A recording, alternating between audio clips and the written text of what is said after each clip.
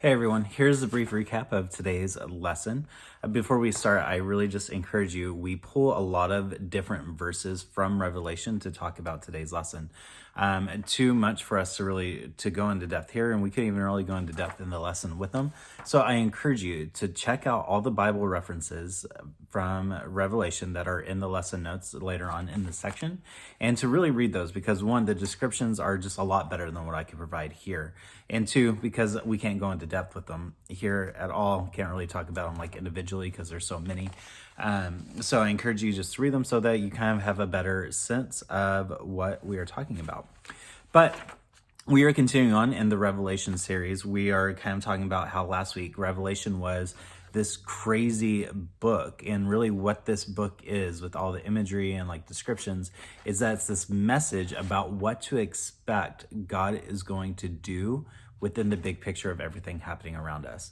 And to help us better understand that, we kind of need to see Revelation as this movie where there are some parts that are probably real and like significant, and there are other parts that are like a symbol for something. And it's just this description of this action movie that God is playing out around us so that we can see the bigger picture of what he is doing.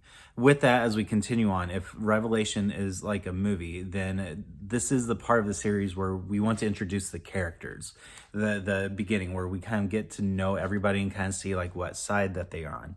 And what's important as we look at the different characters of Revelation, it might be easy to see like, yeah, this character represents someone else. Like we talk about the lamb a lot throughout Revelation, and the lamb is Jesus. Like that's an image that is used for Jesus throughout the whole Bible. So we know that when Revelation talks about the lamb, talking about Jesus.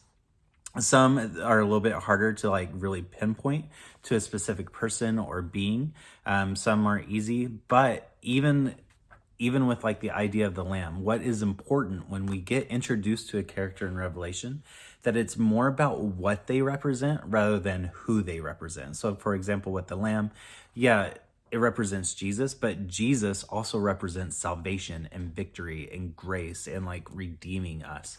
And so it's not just about the lamb being Jesus, it's about being the lamb being an idea and this image of salvation for us. And so we see that. And so with any movie, you have the good characters and you have the bad, and we introduce some of the bad characters like the dragon, the beast, the four horsemen, the locusts. And what we see within those is that the bad characters and the visuals that are there really take us further than what we might understand these characters to be. Because the visuals that are used with these bad characters show us that these enemies that we are fighting are bad, powerful, and dangerous. That they're not just a simple image, but there's really something really going on with them that we should be aware of.